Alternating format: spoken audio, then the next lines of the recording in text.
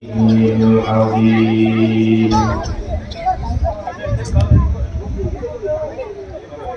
الحمد لله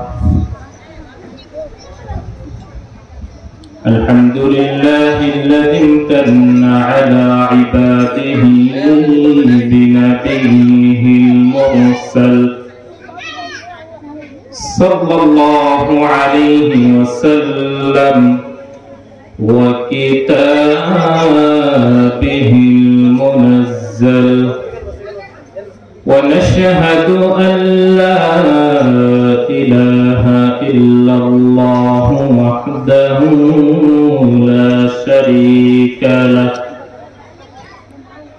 أرسله بالحق بشيرا ونذيرا وداعيا إلى الله بإذنه وسراجا وقمرا منيرا. أما بعد فأعوذ بالله من الشيطان الرجيم. بسم الله الرحمن الرحيم.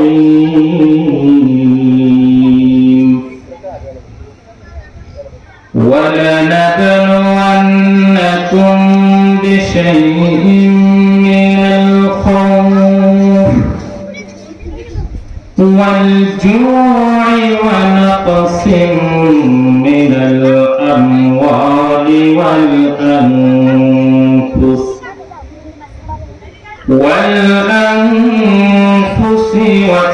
والثمرات وبشر الصابرين.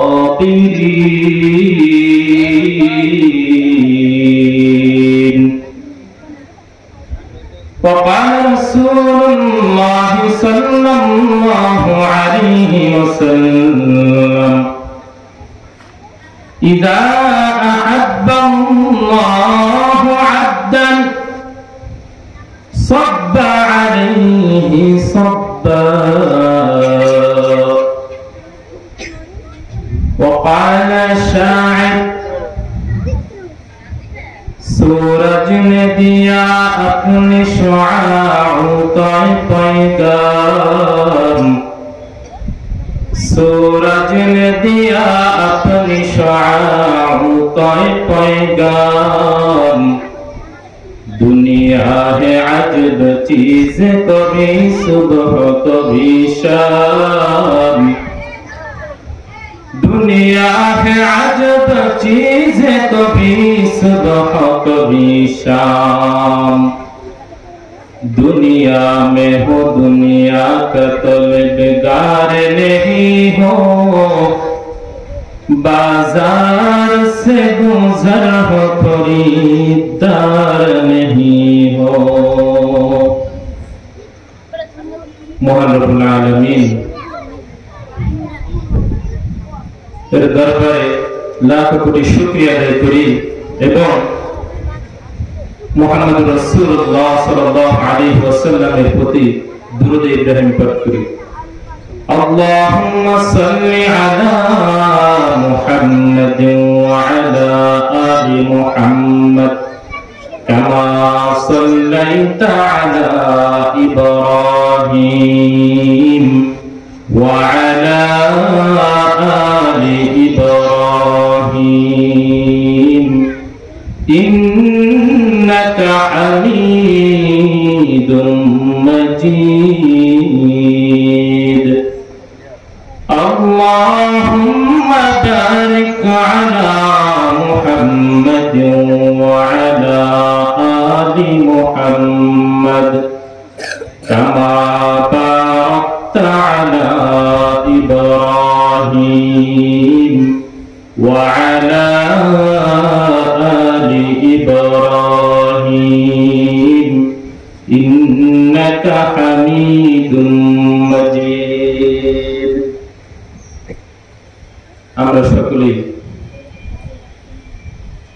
ইতিপূর্বে জোহর এই আসরের নামাজের পূর্বে আমাদের বিদায় অনুষ্ঠান হতে যাচ্ছিল, কিন্তু বিদ্যুতের সমস্যার কারণে আমাদের দোয়াটা হয় না।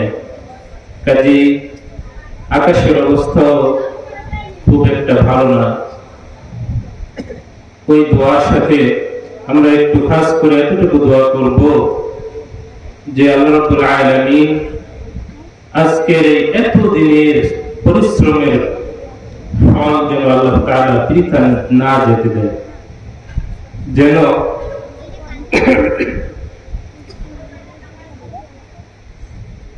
আল্লাহ রাব্বুল আলামিন আকাশের অবস্থা শান্ত করে দেয়, যেন আমাদেরকে বৃষ্টির ভিতরে না পড়তে হয়।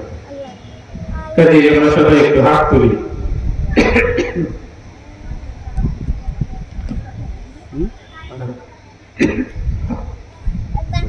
اللهم آمين. ربنا ظلمنا أنفسنا وإن لم تغفر لنا وترحمنا لنكونن من الخاسرين. رب ارحمهما كما ربياني صغيرا. يا رب العالمين مبروك আসরের নামাজ বাদ আপনার শাহী দরবারে আপনার কিছু নাবালিগ বাচ্চাদেরকে নিয়ে, মুরব্বীদেরকে নিয়ে, এতিম শিশুদেরকে নিয়ে হাত তুলেছি মাবুদ। আপনি তো কোনো কিছুই অজানা নয়, যে উদ্দেশ্যে আমরা হাত তুলেছি মাবুদ।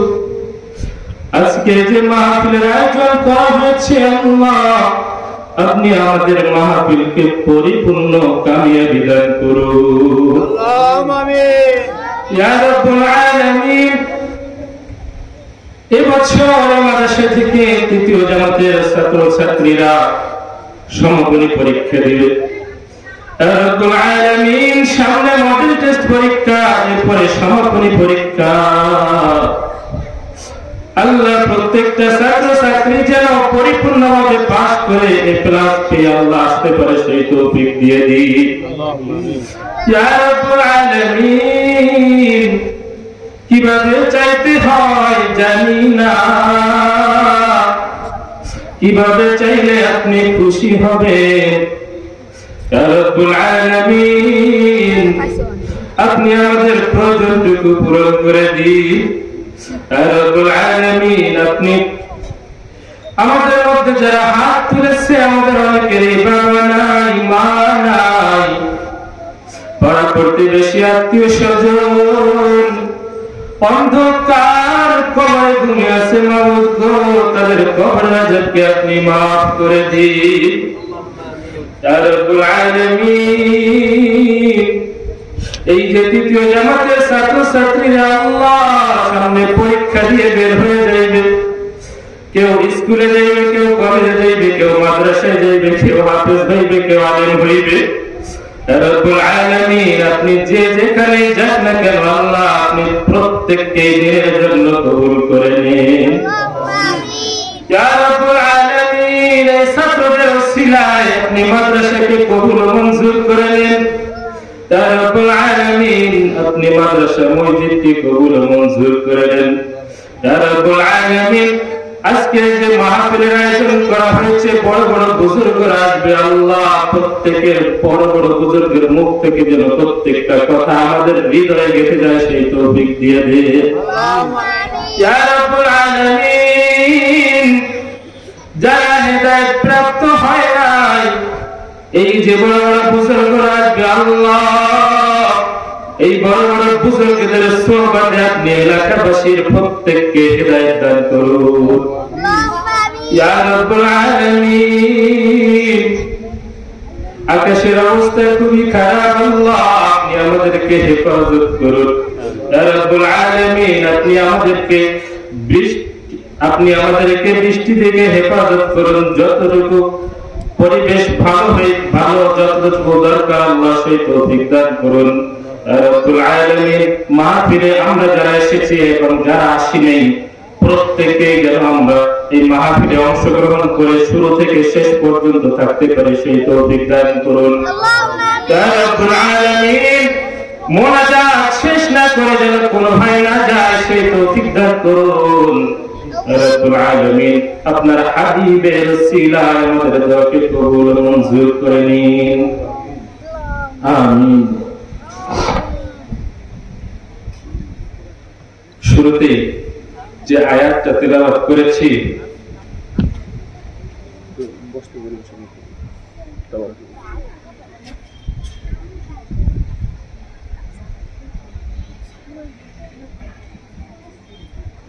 আয়াতে কারিমায় মহান রব্বুল আলামিন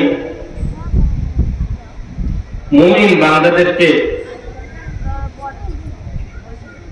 বান্দাদের উপর যখন বিপদ আপদ আসে, বালা মুসিবত আসে, তখন আমরা মুমিন বান্দারা মনে করি যে আল্লাহ তাআলা আমাকে চোখে দেখলো, আল্লাহ তাআলা অন্য কাউকে দেখতে পারলো। কিন্তু বিষয়টা এরকম নয়।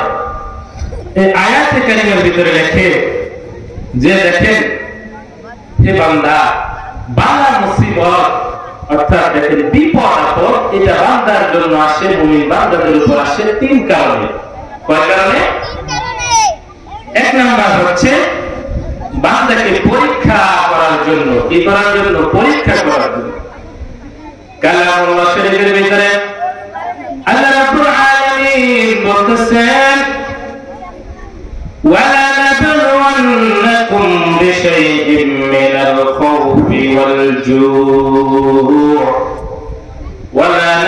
وَلَنَبْلُوَنَّكُمْ بِشَيْءٍ مِّنَ الْخَوْفِ وَالْجُوعِ ونقص من الأموال والأنفس والثمرات وبشر الصابرين. আল্লাহ রাব্বুল আলামিন কালামুল্লাহ শরীফের ভিতরে বলতেছেন, হে আমার বান্দারা, তোমরা শুনে রাখো, আমি তোমাদেরকে, যারা আমার মুমিন বান্দা, তাদেরকে আমি অবশ্যই অর্থাৎ তোমাদেরকে পরীক্ষা করব কিছুটা ভয় ভীতি দ্বারা। আবার বলতেছেন কখনো কিছুটা ক্ষুধা দ্বারা, আবার কখনো জানমালের বিপদ আপদ দিয়ে আমি তোমাদেরকে পরীক্ষা করব। কিন্তু আয়াতে কারিমার অপরাংশে বলেন, এই যে পরীক্ষাটা করব, কিন্তু এই পরীক্ষায় যারা পাস করবে অর্থাৎ সুসংবাদ ওই ব্যক্তিদের জন্য যারা সবরের পরিচয় দেবে। অর্থাৎ পরীক্ষা আল্লাহ তাআলা তাদের উপর বিপদ আপদ দিয়েছে। আল্লাহ রাব্বুল আলামিন আমার উপর একটা বিপদ দিয়েছে, আমি যদি ওই বিপদের উপর সবর ধৈর্য ধারণ করি তাহলে আমি হব সফল কাম। আপনি যদি ধৈর্য ধারণ করেন আপনি হবেন সফল কাম। শুধু তাই না, দেখেন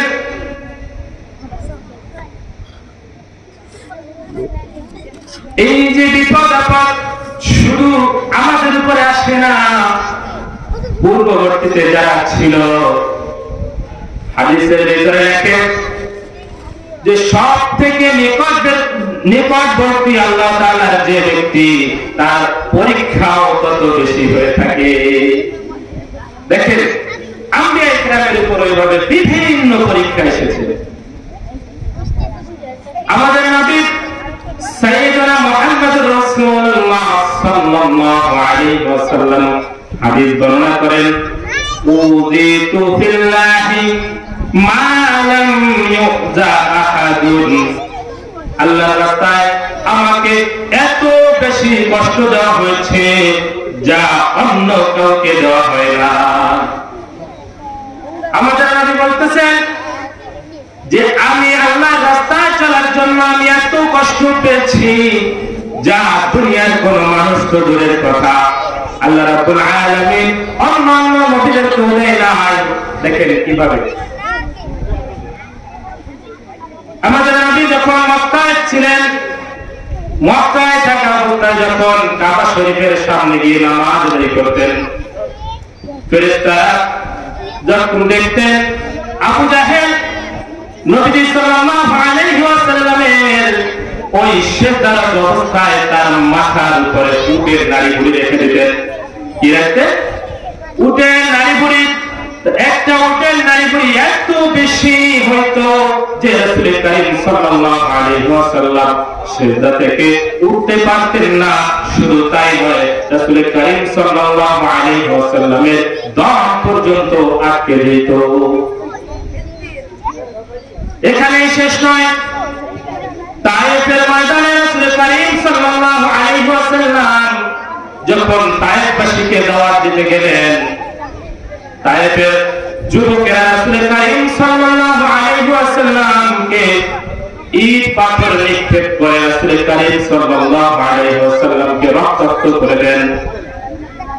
শুধু তাই নয়, দেখেন এটা ছিল শারীরিক নির্যাতন, কিন্তু এরপর দেখেন মানসিক নির্যাতন কিভাবে হয়। এত বড় পরীক্ষা কোন মুমিনের আল্লাহ তাআলা কোন মুমিনকে দেয় নাই। আম্মা জান আয়েশা সিদ্দিকা রাদিয়াল্লাহু তাআলা আনহা তাকে জিনার অপবাদ দেওয়া হয়, যার কারণে 40 দিন পর্যন্ত এই যে মীমাংসা হয় না। রাসূল কারীম সাল্লাল্লাহু আলাইহি ওয়াসাল্লাম 40 দিন পর্যন্ত এই পেরেশানিতে ভোগেন। অতঃপর সূরা মুমিনুনের 10টা আয়াত নাযিল হয় এবং আম্মা জান আয়েশা সিদ্দিকা রাদিয়াল্লাহু তাআলা আনহাকে পবিত্র ঘোষণা করা হয়। এটা ছিল আমাদের নবীর পরীক্ষা। এরপর দেখেন হাদিসের ভিতরে দেখেন হযরত ইউসুফ আলাইহিস সালাম তার কত পরীক্ষা হয়েছে দেখেন। তিনি যখন ছোট ছিল, নাবালেগ ছিল, তাকে তার নিজের ভাইয়েরা, নিজের আপন ভাইয়েরা তাকে কূপের ভিতরে নিক্ষেপ করে দেয়। অতঃপর ওই কূপের থেকে আল্লাহ তাআলা তাকে যেভাবে উঠান এবং গোলাম বানাইয়া বিক্রি করে দেওয়া হয়। এরপরে দেখেন শুধু কূপের ভিতরে ফেলা হয়েছে তা না, পিতা মাতার থেকে আলাদা করা হয়েছে, গোলাম বানানো হয়েছে। এরপর হযরত ইউসুফ আলাইহিস সালাম আল্লাহর প্রতি কোনো অভিযোগ করেন নাই, কিন্তু এরপরে যখন জুলাইখা এর দরবারে তিনি যখন গোলাম ছিলেন, একদিনের ঘটনা, জুলাইখা ইউসুফ আলাইহিস সালামকে তার অন্দরমহলে ডাকেন। অন্দরমহলে ডেকে বলেন, ইউসুফ তুমি আসো, আমার মনের কামনা বাসনা পূরণ করে দাও। কিন্তু ইউসুফ আলাইহিস সালাম তিনি আল্লাহর নবী ছিলেন, পয়গম্বর ছিলেন। তিনি দৌড়ে গেলেন, এমন দৌড় দিলেন যে 7টা দরজা লাগানো ছিল, এক দৌড়েই 7টা দরজা আল্লাহ রাব্বুল আলামিন তাকে খুলে দেন। শুধু তাই নয়, যখন 7ম দরজার শেষ মাথায় দেখেন আজিজে মিসর দাঁড়িয়ে আছেন, কিন্তু জুলাইখা এখন সকল দোষ ইউসুফ আলাইহিস সালামের উপরে চাপিয়ে দিয়ে তিনি নির্দোষ আছেন যে হে আমার স্বামী গো, তোমার গোলাম ইউসুফ আমাকে নষ্ট করতে চেয়েছে। পরবর্তীতে আজিজে মিসর ইউসুফ আলাইহিস সালামকে জেলে দেওয়ার সিদ্ধান্ত নেন। অতঃপর ইউসুফ আলাইহিস সালাম দোয়া করেন, হে আল্লাহ তুমি আমাকে আমার পিতা মাতা থেকে আলাদা করেছো, আমি অভিযোগ করি নাই। তুমি আমাকে কূপের ভিতরে নিক্ষেপ করেছো, আমি অভিযোগ করি নাই। তারপরে তুমি আমাকে গোলাম বানাইছো, আমি অভিযোগ করি নাই। কিন্তু তুমি কলঙ্কের দাগ লাগাইয়া দিছো, এটা আমি সহ্য করতে পারবো না। হে আল্লাহ তুমি আমাকে এই কলঙ্ক থেকে মুক্তি দাও, এই কলঙ্ক থেকে মুক্তি দাও। অতঃপর আল্লাহ তাআলা দুধের শিশু, নাবালেগ শিশুর জবান খুলে দেন। নাবালেগ শিশু আজিজে মিসরকে বলেন, হে আজিজে মিসর, আপনি না জেনে ইউসুফকে দোষারোপ করবেন না। যদি ইউসুফের জামা পিছনের দিক থেকে ছেঁড়া থাকে তাহলে জুলাইখা দোষী, আর যদি জামা সামনের দিক থেকে ছেঁড়া থাকে তাহলে ইউসুফ দোষী। পরবর্তীতে দেখা গেল ইউসুফ আলাইহিস সালাম নির্দোষ, তারপরও তাকে কারাগারে বন্দী করা হয়েছে। শুধু তাই নয়, দেখেন এরপরও কি তারা আল্লাহকে ভুলে গেছে? ভুলে যায় নাই। হাদিসের ভিতরে দেখেন সবরের মূর্ত প্রতীক ছিলেন হযরত আইয়ুব আলাইহিস সালাম। আইয়ুব আলাইহিস সালাম তিনি এত ধনী ছিলেন, আল্লাহ তাআলা তাকে এত সম্পদ দিয়েছেন যে 500 রাখাল ছিল, 500 রাখাল ছিল তার বকরি চরানোর জন্য। তার একাধিক বিবি ছিল, একাধিক সন্তানাদি ছিল। তারপরও তিনি আল্লাহকে কখনো ভুলে নাই। তাকে এত সম্পদ দেওয়া হয়েছে, তারপরও তিনি আল্লাহকে ভুলে নাই। কিন্তু আমাদের অবস্থা হচ্ছে, আমরা যদি সাধারণ কিছু টাকার মালিক হয়ে যাই তাহলে আমি আপনি অনেক বড় হয়ে যাই। আমাকে চেনোস? কেটা? আমি অমুক বা লেফটিন কোম্পানির সেক্রেটারি। দেখেন আল্লাহর নবী এত সম্পদ দেওয়ার পরেও তিনি অহংকার করেন নাই, তবুও গভীর রাতে ঘুমাইতেন না, আল্লাহকে ডাকতেন। একবার শয়তান আল্লাহকে বলে, আল্লাহ তোমার আইয়ুব তোমাকে কেন এত ডাকে জানোনি? না শয়তান কে কো, তোমার আইয়ুব তোমাকে এত ডাকে এর কারণ হচ্ছে তুমি যে তাকে এত সম্পদ দিয়েছো, এত সন্তান দিয়েছো, বিবি দিয়েছো, এগুলো যেহেতু তার কাছ থেকে কেড়ে না নাও। আল্লাহ বলেন যে না না, আমার আইয়ুব এই সম্পদ থাকলেও আমাকে ডাকবে, আর সম্পদ না থাকলেও আমাকে ডাকবে। তো শয়তান বলে যে আল্লাহ তাহলে আমি দেখতে চাই। অতঃপর একবারের ঘটনা, আইয়ুব আলাইহিস সালাম গভীর রাতে ওযু করার জন্য বের হয়েছে। প্রতিমধ্যে বিষাক্ত হাওয়া এসে তার শরীরে সাথে সাথে সমস্ত শরীরে পোকা হয়ে যায় এবং শরীর দুর্গন্ধ হয়ে যায়। তারপর আইয়ুব আলাইহিস সালাম আল্লাহকে ডাকা ছাড়েন না। পরে দেখা যায় শয়তান বলে, আল্লাহ তুমি তো কেবল তাকে অসুস্থ করেছো, এভাবে হবে না, তুমি তার সন্তানদেরকে মৃত্যু দান করো। অতঃপর তার সন্তানরা যুদ্ধে শহীদ হয়ে যায়। একে একে একাধিক বিবি ছিল, একে একে সকল বিবিগুলো চলে যায়। লোকেরা আইয়ুব আলাইহিস সালামকে ডাকে বলে, ও আইয়ুব তোমার শরীর থেকে পচা দুর্গন্ধ আসে, তুমি এলাকার ভিতরে হাঁটাচলা করো না, তুমি এলাকা থেকে বের হয়ে যাও। অতঃপর আইয়ুব আলাইহিস সালাম একটা ছোট্ট একটা গাটি বস্তা নিয়ে রওনা হয়েছে, জঙ্গলের দিকে রওনা হয়েছে। প্রতিমধ্যে পিছনে তাকিয়ে দেখে বিবি রহিমা হাঁটি হাঁটি পায়ে করে তার দিকে অগ্রসর হচ্ছে। বিবি রহিমাকে ডাক দিয়ে বলে, রহিমা আমি তোমাকে ইচ্ছা স্বাধীন দিলাম, তুমি চলে যাও, তোমাকে ইচ্ছা স্বাধীন দিলাম, তুমি এই কষ্টের ভিতরে এসো না। দেখেন আমার পর্দার আড়ালের মা বোনদেরকে বলতে চাই, ও আমার মা একটু মনোযোগ দিয়ে শুনেন। দেখেন নবীর বিবি কেমন ছিলেন। তো বিবি রহিমা ডাক দিয়ে বলেন, হে আমার স্বামী গো, আমি হচ্ছি ইউসুফ আলাইহিস সালামের কন্যা। আমার পিতা আমাকে বলেছেন সবর ধৈর্য, বিপদেও ধৈর্য ধারণ করতে, সুখেও ধৈর্য ধারণ করতে, সুখে দুঃখে সবসময় আপনার সঙ্গ দিতে বলেছে। কিন্তু আমি আপনাকে ছেড়ে যেতে পারবো না, প্রয়োজনে আমি আমার জিহ্বা দিয়ে আপনার শরীরের পোকাগুলো ছাড়িয়ে দিব। আইয়ুব আলাইহিস সালাম বলেন, যেহেতু তুমি যাবে না তাহলে থাকো। এইভাবে আল্লাহ রাব্বুল আলামিন পরীক্ষা নিতে নিতে 70 বছর হয়ে যায়, 7টা বছর অতিক্রম হয়ে যায়।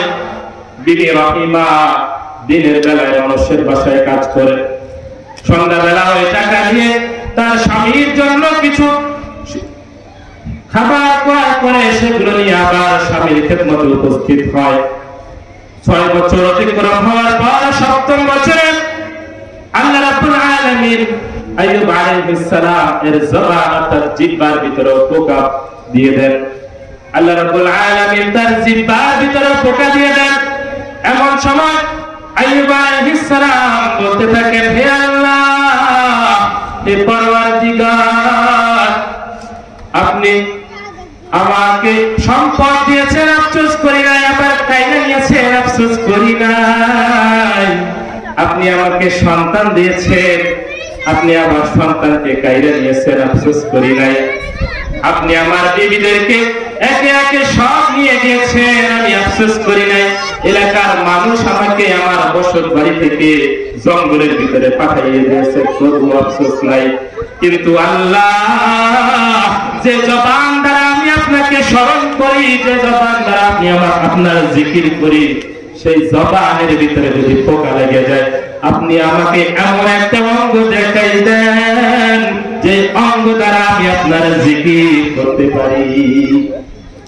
দেখেন আইয়ুব আলাইহিস সালাম এত ধৈর্য ধারণ করেছেন যে মুখের ভিতরে, জিহ্বার ভিতরে পোকা লেগে গেছে, তারপরে বলে না, আল্লাহ আপনি আমাকে এই থেকে নিষ্কৃতি দেন। বলেন আল্লাহ যে আপনি আমাকে এমন একটা অঙ্গ দেখাই দেন যে অঙ্গ থেকে আমি আপনার জিকির করতে পারি।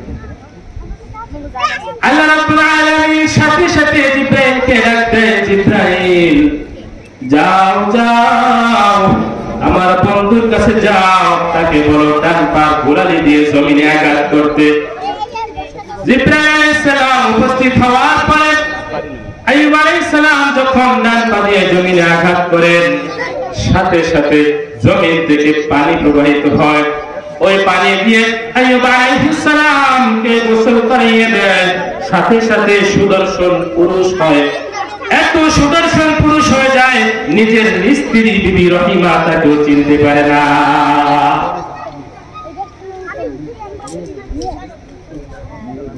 অতঃপর আল্লাহ রাব্বুল আলামিন তার উপরে আসমান থেকে স্বর্ণের বৃষ্টি ঝরাইতেছিলেন। স্বর্ণের বৃষ্টি যখন ঝরায়, তো দুই একটা স্বর্ণ তার ঝুড়ি থেকে বাহিরে চলে যায়। সেটাও ওই দুই একটা স্বর্ণ তিনি টোকাইয়া ঝুড়ির ভিতরে ঢুকায়। আল্লাহ রাব্বুল আলামিন বলেন, আইয়ুব, এত লোভ কেন যে দুই একটা স্বর্ণ মাটিতে পড়ে যাইতেছে, তুমি সেটাও টোকাইয়া উপরে উঠাইতেছে। আইয়ুব আলাইহিস সালাম বলেন, আল্লাহ, লোভ না, লোভ না, এটা হচ্ছে এতদিন কায়দা নিয়েছো, তাও অভিযোগ করি নাই, কিন্তু এখন যখন তুমি তোমার বরকত ঢাইলে দিছো, আমি এই বরকত ফেলাইয়া রেখে যাই কিভাবে? তোমার বরকত, কাজেই আমি বরকত থেকে মাহরুম হতে চাই না। শুধু তাই নয়, বালা মুসিবতের 2 নম্বর কারণ ছিল মর্যাদা বৃদ্ধির জন্য আল্লাহ রাব্বুল আলামিন বান্দার মর্যাদা বৃদ্ধির জন্য মাঝে মধ্যে বালা মুসিবত দিয়ে থাকেন, বিপদ আপদ দিয়ে থাকেন। হাদিসের ভিতরে লেখে, রাসূলুল্লাহ সাল্লাল্লাহু আলাইহি ওয়াসাল্লাম, ইযা আহাব্বাল্লাহু 'abdan সাব্বা আলাইহিল বালা'a সাব্বা। আল্লাহ যখন তার কোন বান্দাকে ভালোবাসেন, মুহাব্বত করেন, তার ভালো চান, তখন তার উপর প্রচুর বালা মুসিবত ঢাইলা দেন। সেটা কিভাবে? হযরতে আশরাফ আলী থানভী রাহমাতুল্লাহ আলাইহি ঘটনা বয়ান করেন, তার কিতাবের ভিতরে লেখেন, একই সময় এক এলাকায় 2 ব্যক্তি ছিল, একজন ছিল মুশরিক আর একজন ছিল মুসলমান।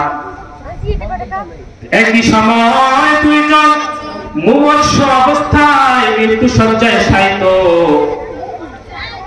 এমন সময় দুইজনের দুইটা আশা দেখলো। মুশরিক যে ছিল, কাফের যে ছিল, তার আশা ছিল আমি যদি মৃত্যুর আগে একটা মাছ খাইতে পারতাম, একটু মাছ খাইতে পারতাম। তার আত্মীয় স্বজন মাছ খুঁজতে লেগে গেল, কিন্তু মাছ খুঁজে পাচ্ছিল না।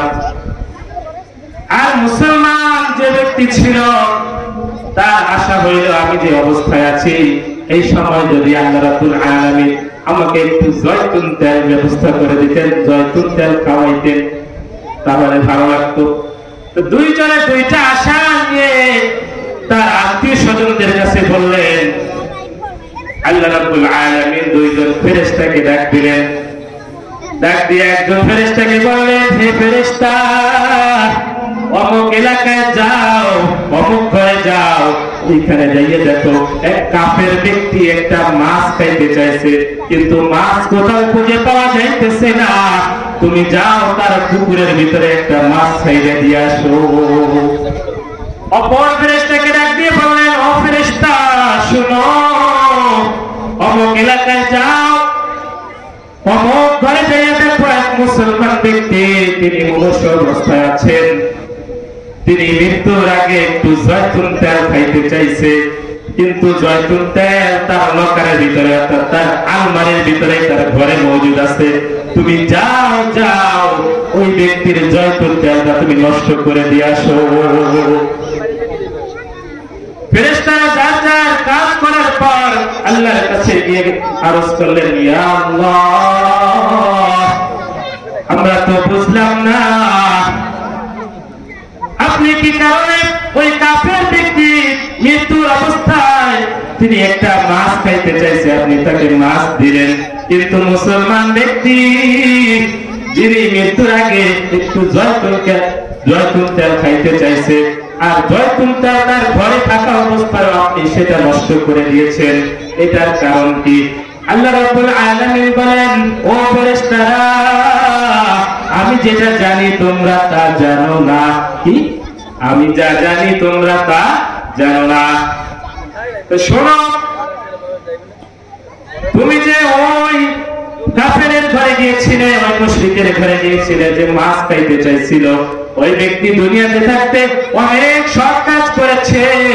আমি আল্লাহ তার ওই প্রত্যেকটা সৎ কাজের প্রতিদান দুনিয়াতেই দিয়ে দিয়েছি, কিন্তু একটা সৎ কাজ বাকি ছিল, যার প্রতিদান আমি এখনো দিতে পারি নাই।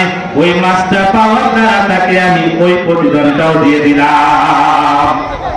যার কারণে কাফেরের ব্যাপারে আল্লাহ তাআলা নাযিল করেন, উলাইকাল্লাযীনা লাইসা লাহুম ফিল আখিরাতি ইল্লান নার।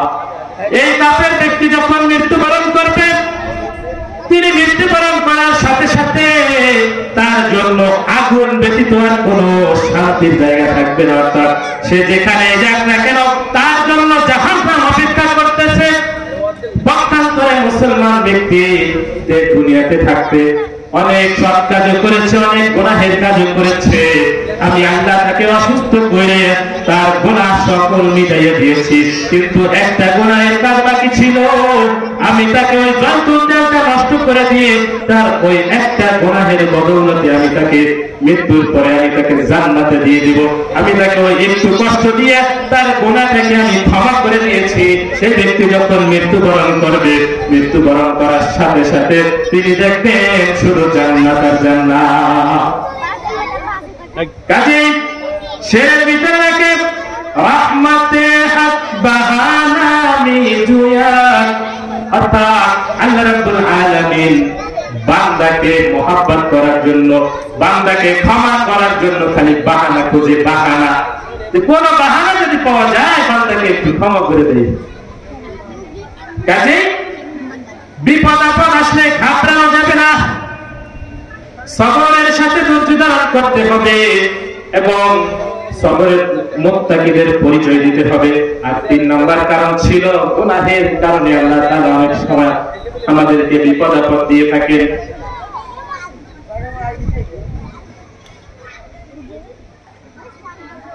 ঘরে না হুজুর দেখেন মানব জীবনে মানুষের জীবনটাই গুনাহে জর্জরিত। মানুষ গুনাহ করবে এটা স্বাভাবিক, কিন্তু অস্বাভাবিক বিষয় হচ্ছে যে গুনাহ করার পর আল্লাহর কাছে তওবা করবে না, এটা হচ্ছে অস্বাভাবিক। দেখেন গুনাহ করা মানুষের ফিতরতের ভিতরে লেগে আছে, কিন্তু এই ফিতরতটাকে ধরে রাখা যাবে না।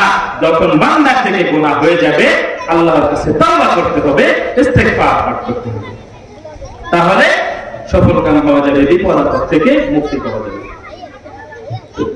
আল্লাহ রাব্বুল আলামিন কালামুল্লাহ শরীফের ভিতরে বলেন, قال الله تعالى قل يا عبادي الذين أسرفوا على أنفسهم لا تقنطوا من رحمة الله إن الله يغفر الذنوب جميعا إنه هو الغفور الرحيم।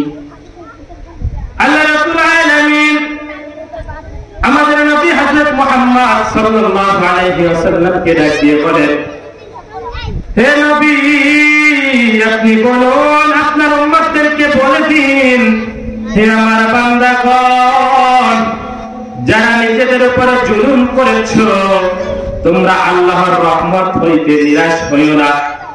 তোমরা গুনাহ করে ফেলাইছো, তোমরা মনে করো না যে আল্লাহ তোমাকে ক্ষমা করবে না। আল্লাহ তুমি যত বড়ই গুনাহ হোক না কেন, আল্লাহ তোমার খাঁটি তওবা করলে আল্লাহ তোমার গুনাহ ক্ষমা করে দিবে। অপর আয়াতের ইরশাদ হচ্ছে, ইয়া আইয়ুহাল্লাযীনা আমানু তুবু ইলাল্লাহি তাওবাতান নাসুহা আসা রাব্বুকুম আন ইউকাফিরা আনকুম সাইয়্যাতিকুম ওয়া ইউদখিলাকুম জান্নাতিন তাজরি মিন তাহতিহাল আনহার। আল্লাহ রাব্বুল আলামিন বলেন, হে ইমানদারগণ, তোমরা আল্লাহর কাছে তওবা করো, খাঁটি তওবা, তাওবাতুন নাসুহা, আন্তরিক তওবা, যেটা হৃদয়ের থেকে হয়। অর্থাৎ আপনি একটা গুনাহ করেছি, শুধু মন থেকে বললেই হবে না। তওবার অর্থ হচ্ছে আপনি একটা গুনাহ করেছি, ওই গুনাহ থেকে ফিরে আসবো, তওবা করব, জীবনে যেন আর ওই গুনাহ করব না, এবং পরবর্তীতে ওই গুনাহ থেকে আমরা ফিরে আসবো। খালি তওবা করতে বলেছে। দেখেন সময় কম, দুই একটা ঘটনা বলে শেষ করে দেব। এই যে আয়াতগুলো, এই আয়াতের ভিতরে বলতেছেন যে তুমি যত বড়ই গুনাহ করো না কেন, আমি আল্লাহ তোমাকে ক্ষমা করে দেব, এবং তোমাদেরকে জান্নাতে প্রবেশ করাবো, এমন জান্নাত যেটা তলদেশে নহর প্রবাহিত। শুরু তাই না? দেখেন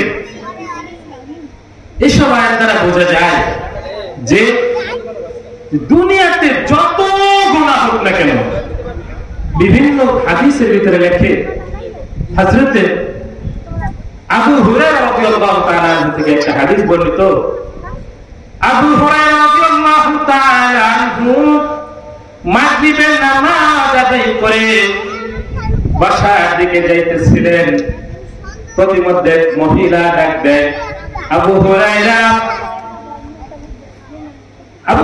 বলেন, সাবধান, তুমি আমার থেকে দূরে সরো, আমার কাছে এসো না।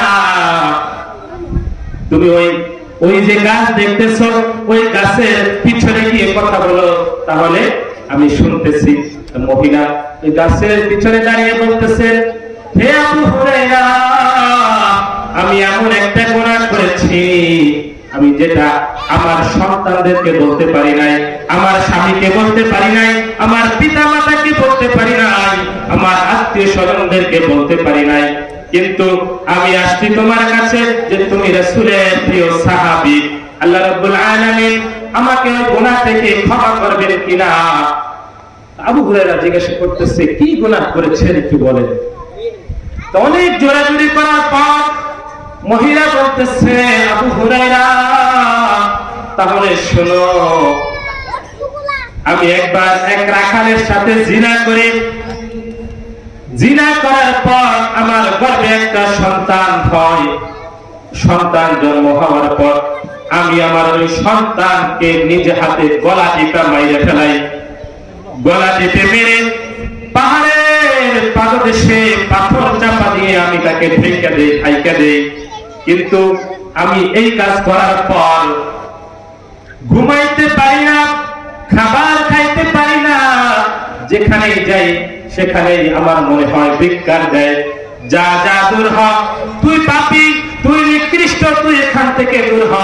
আমি যখন পানি খাইতে যাই, পানিতে বলে, যা তুই পাপী, তুই নিকৃষ্ট, তুই দূর হ। আমি যখন খাবার খাইতে যাই, তুই বলে যে তুই পাপী, তুই নিকৃষ্ট, তুই দূর হ, এখান থেকে যা। আমি যখন ঘুমাইতে যাই, আমার ওই সন্তানের মুখ আমার চোখে ভেসে আসে। আল্লাহ তাআলা আমাকে কি এই গুনাহ থেকে মাফ করবেন কিনা? আবু হুরায়রা রাদিয়াল্লাহু তাআলা আনহু তিনি মুখ দিয়ে ফতোয়া দিয়ে দিলেন, না না, তোমাকে আল্লাহ এই গুনাহ থেকে ক্ষমা করবেন না। পরক্ষণে নিজেই ভাবলেন যে আমি নিজের থেকে ফতোয়া দিলাম, অথচ আল্লাহ রাসূল তো এখনো জীবিত। অতঃপর আল্লাহ রাসূল সাল্লাল্লাহু আলাইহি ওয়াসাল্লামের কাছে ঘটনা খুলে বললেন, ঘটনা খুলে বললে আল্লাহ রাসূল সাল্লাল্লাহু আলাইহি ওয়াসাল্লাম বলতেছেন, আবু হুরায়রা যাও, তুমি ধ্বংস হও। তুমি কেন ওই মহিলাকে বলেছো তুমি ধ্বংস হও, তুমি ধ্বংস হও? তুমি জানো না ওই মহিলার ইস্তিগফারের কারণে, তওবার কারণে আল্লাহ তাআলা তওবার আয়াত নাযিল করেছেন, ইল্লা মান তাবা ওয়া আমানা ওয়া আমিলা আমালান সালিহা। যদি সে তওবা করে, আমি তার গুনাহসমূহকে ডিলিট করে নেকি দ্বারা পরিপূর্ণ করে দিব। আল্লাহ রাব্বুল আলামিন বলতেছেন, গুনাহ করার পর যদি কোন ব্যক্তি তওবা করে, খাঁটি তওবা করে, আমি তার ওই গুনাহসমূহকে ডিলিট করে, অর্থাৎ দেখেন ডিলিট বলতে কি, ওই গুনাহসমূহকে আমি নিশ্চিহ্ন করে ওই গুনাহের জায়গায় আমি নেকি দ্বারা ভরপুর করে দেব। সুবহানাল্লাহ বলবেন না? সুবহানাল্লাহ। শুধু তাই নয়, দেখেন এই যে আয়াত, এই আয়াতের ভিতরে বলতেছেন তওবাটা কি হইতে হবে? খাঁটি তওবা। খাঁটি তওবার উদ্দেশ্য হচ্ছে আপনি প্রথমে কৃতকর্মের ইসের থেকে আপনি নিজের কৃতকর্মটাকে আপনি খারাপ মনে করবেন এবং ওই ইসের থেকে খাঁটি তওবা করবেন, যা জীবনে ওই গুনাহটা করব না। এবং 3 নাম্বার হচ্ছে এই ইসের উপর আপনার অটল থাকতে হবে যে আমি আর যাতে জীবনে গুনাহটা না করি। আল্লাহ আল্লাহ মিকুনাত লাইলো নাহার, আল্লাহ আল্লাহ মিকুনাত শামসু হাজার, আল্লাহ আল্লাহ মিকুনাত লাইলো নাহার, আল্লাহ আল্লাহ মিকুনাত শামসু হাজার। আল্লাহ রাব্বুল আলামিন যদি চান সকালকে বিকাল করতে পারেন, আবার বিকালকে সকাল করতে পারেন, রাতকে দিন করতে পারেন, দিনকে রাত করতে পারেন, পাথরকে তুলা করতে পারেন, তুলাকে পাথর করতে পারেন। সেটার ভিতরে তাই দেখতেছেন। অপর একটা ঘটনা দেখেন, সাধারণ মানুষ কিভাবে তওবা করে। ইমাম যুগ শ্রেষ্ঠ ইমাম আহমদ ইবনে হাম্বলের ঘটনা। ইমাম আহমদ ইবনে হাম্বল রাহমাতুল্লাহ আলাইহি একটা হাদিস সংগ্রহ করার জন্য বসরার দিকে যাচ্ছিলেন। প্রতিমধ্যে মাগরিব হয়ে যায়, তিনি একটা মসজিদে প্রবেশ করেন এবং মাগরিবের সালাত আদায় করেন। সালাত শেষে মুয়াজ্জিন সাহেবকে বলে, মুয়াজ্জিন সাহেব, যদি একটু মসজিদটা ঘুরে দেওয়া যায় আমি একটু রাত্রে বিশ্রাম নিতাম। তা মুয়াজ্জিন সাহেব তাড়িয়ে দেয়। মুয়াজ্জিন সাহেব তো চিনে না, তিনি ইমাম আহমদ ইবনে হাম্বল। যে যাকে চিনে সে তাকে মানে। মুয়াজ্জিন সাহেব যদি চিনতো তাহলে মসজিদের গেট যদি খুলে দিতে নাও পারতো, ওই গাছটি বস্তা নিজের মাথায় লইয়া নিজের বাড়িতে দিয়ে দিত না। প্রতিমধ্যে তিনি যখন চলে যান, হাঁটতে হাঁটতে ঈশার সালাতে রক্ত হয়ে যায়। ঈশার নামাজ আদায় করে আরেকটা মসজিদে। ঈশার সালাত আদায় শেষে খাদেম সাহেবকে বলে, খাদেম সাহেব যদি মসজিদের বারান্দার চাবিটা একটু দেওয়া যায়, আমি একটু মসজিদের বারান্দার কোনায় একটু বিশ্রাম নিতাম। এখানে একই অবস্থা। না না ভাই, কমিটি থেকে নিষেধ আছে, মসজিদে থাকা যাবে না। অথবা ইমাম আহমদ ইবনে হাম্বল তিনি বেরিয়ে গেলেন, হাঁটতে লাগলেন আর আল্লাহর কাছে দোয়া করতে লাগলেন। প্রতিমধ্যে দূরে গিয়ে দেখেন একটা টং দোকান, অর্থাৎ এলাকার ভিতরে টং দোকান বলে, দূরে দেখেন আগুন জ্বলতেছে, ছোট্ট একটা তাঁবু দেখা যাইতেছে। তিনি তাঁবুর কাছে গেলেন এবং বললেন, ভাই হে যুবক, তোমার এই তাঁবুতে, তোমার এই চুলার পাশে যদি আমাকে একটু সারা রাত বসার সুযোগ দিতা। তা ওই যুবক হচ্ছে রুটি আর গোশত বিক্রি করতেছিলেন। যুবক বলেন, ভাই আপনি একজন মুসলমান, আমি একজন মুসলমান, আপনি আমার তাঁবুর পাশে বিশ্রাম নেবেন, এটা তো আমার জন্য সৌভাগ্যের। আপনি এখানে বিশ্রাম নেন, অসুবিধা নাই। প্রয়োজনে আপনি আমার বিছানায় বিশ্রাম নেন, অসুবিধা নাই। এখানে যতগুলো রুটি লাগে আপনি নিয়ে নেন, যতগুলো গোশত লাগে আপনি নিয়ে নেন, অসুবিধা নাই। দেখেন এই বান্দা, দরজা কয়টা বন্ধ হয়েছে? দুইটা দরজা বন্ধ হয়েছে না? তিনি দুইটা মসজিদে গেছে, তারা থাকতে দেয় নাই, তৃতীয় দরজা খুলে দিছে না? তা আল্লাহ রাব্বুল আলামিন 10টা দরজার জায়গাও যদি বন্ধ থাকে, একটা দুইটা তিনটা চারটা এভাবে 10টা দরজাও যদি বন্ধ থাকে, 11টার বেলা আল্লাহ খুলে দেবে না দরজা, ইনশাআল্লাহ। তো দেখেন ইমাম আহমদ ইবনে হাম্বল বিশ্রাম নিতে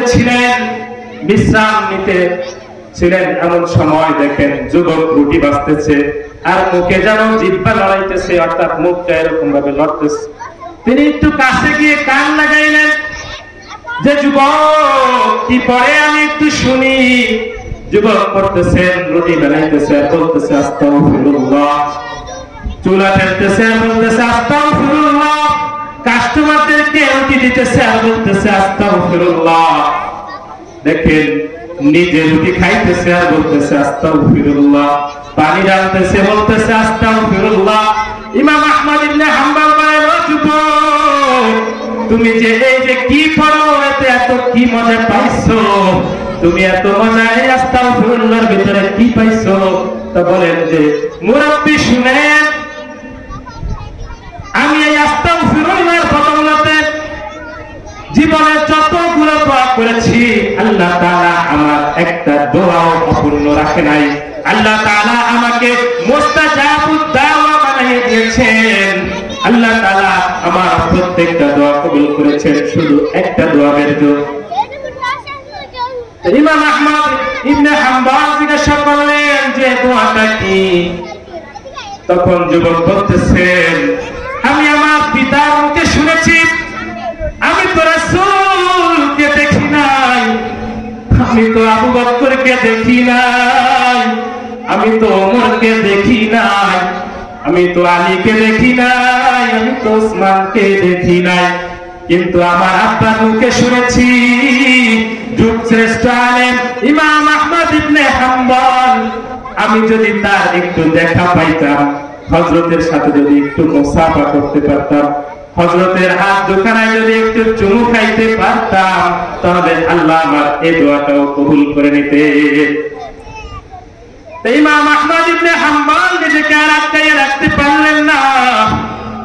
তিনি বললেন, যুবক, আল্লাহ রাব্বুল আলামিন তোমার এই দোয়াটাও কবুল করে দিয়েছে। সুবহানাল্লাহ বলবেন না? তো দেখেন আস্তাগফিরুল্লাহ এটা কত ফজিলত। শুধু তাই না, লম্বা ঘটনা বলতে গেলে সময় অনেক লাগবে, ছোট্ট করে শেষ করে দিয়ে আজানের টাইম হয়ে গেছে। দেখেন আমরা যদি এই যে তওবা ইস্তেগফার না করে আমরা যদি মারা যাই, তাহলে ওই যে আয়াতের যে বিপরীত যে অংশ আছে, যারা তওবা ইস্তেগফার করবে না তাদের জন্য জাহান্নাম রয়েছে না? তো দেখেন জাহান্নাম কতটুকু ভয়ঙ্কর হইতে পারে, ছোট্ট একটা হাদিস বলে শেষ করব। আম্মা জান আয়েশা সিদ্দিকা রাদিয়াল্লাহু তাআলা আনহা বলেন, একবার রাসূল কারীম সাল্লাল্লাহু আলাইহি ওয়াসাল্লামকে জিজ্ঞাসা করেন, ইয়া রাসূলুল্লাহ, ইয়া হাবিবাল্লাহ, জাহান্নাম অর্থাৎ কিয়ামতের দিন কতটুকু ভয়ঙ্কর হইতে পারে আমাকে একটু ধারণা দেন।